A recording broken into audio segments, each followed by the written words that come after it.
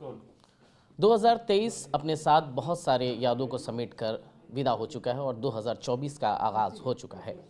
2024 के आगाज़ होने के साथ ही साथ जो मोटर व्हीकल एक्ट है उसमें आज तमाम जो चालक हैं वो हड़ताल कर रहे हैं। आज पहला दिन है। इस तमाम मुद्दे पर बात करने के लिए हमारे साथ परिवहन मंत्री दयाशंकर सिंह हैं। सर, जिस तरीके से देखा जा रहा है साल का पहला दिन है, पहले तो सबसे पहले आपको शुभकामनाएं नए साल की।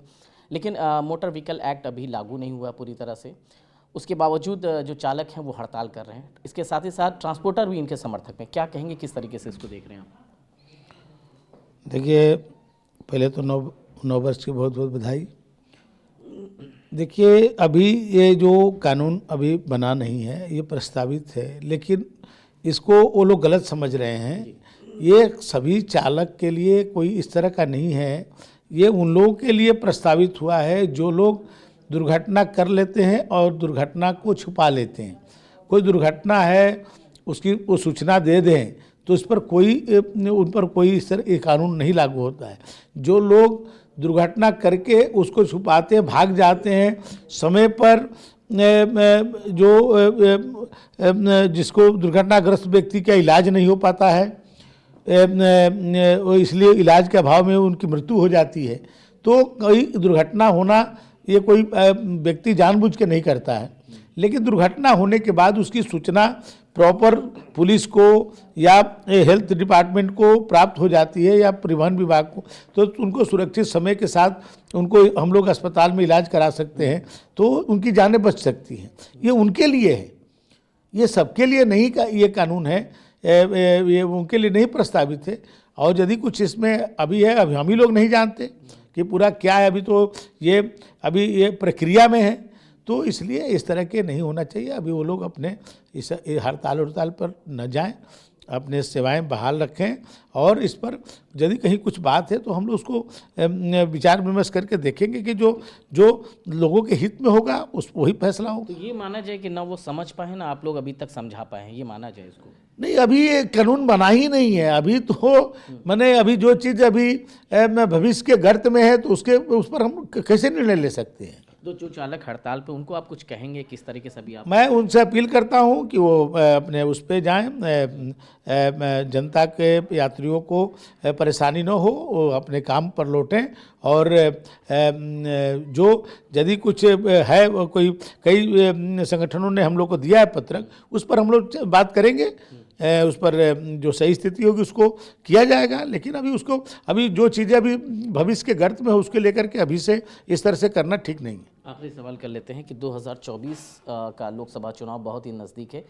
इस चुनाव को किस तरीके से देख रहे हैं, क्योंकि विपक्ष भी इंडिया के लगातार वो बैठक कर रहे हैं। आप लोग किस तरह से रणनीति तय करने वाले कि 2024 में फिर से प्रधानमंत्री नरेंद्र मोदी जी बने? देखिए,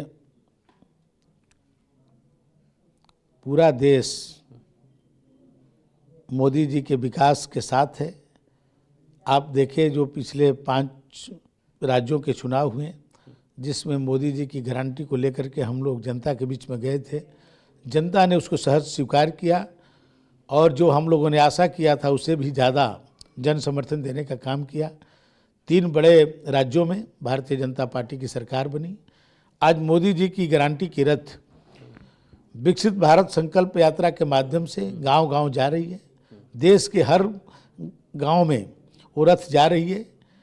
जो 9 वर्षों में कार्य हुआ है उसको जनता के सामने बता रही है, और जो लोग अभी लाभार्थी किन्हीं न किन्हीं कारणों बस उनको ये लाभ नहीं मिल पाया है, वो रथ के माध्यम से हर विभाग के अधिकारी वहाँ पर बैठे रहते हैं और जनता का काम हो रहा है।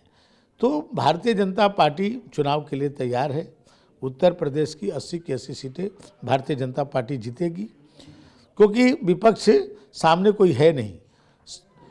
अभी विपक्ष में बिखराव है, सैद्धांतिक सब अलग अलग दल एक दूसरे के साथ नज़दीक आने की कोशिश कर रहे हैं, लेकिन मैं समझता हूँ कि मोदी जी के विकास के सामने ये सब धराशायी रहेंगे, और इस बार 80 की 80 सीटें भारतीय जनता पार्टी जीतेगी। बहुत बहुत शुक्रिया हमसे बातचीत करने के लिए। तो ये थे मेरे साथ परिवहन मंत्री दयाशंकर सिंह, जो साफ तौर से ये कह रहे थे कि जो मोटर व्हीकल एक्ट लागू हुआ है, जिसको लेकर तमाम चालक आज हड़ताल पर हैं, उन तमाम लोगों को समझना चाहिए कि ये अभी कानून पूरी तरह से लागू नहीं हुआ है और निश्चित रूप से जब ये कानून लागू होगा तो कई इसमें प्रावधान भी किए जाएंगे। और 2024 के आने वाले चुनाव में दयाशंकर सिंह का साफ कहना है कि उत्तर प्रदेश में भारतीय जनता पार्टी 80 के 80 सीट पर जीत हासिल करने वाली है। मेरे सहयोगी पृथ्वी अरोरा के साथ मैं फैज अहमद, यूपी की बात, लखनऊ।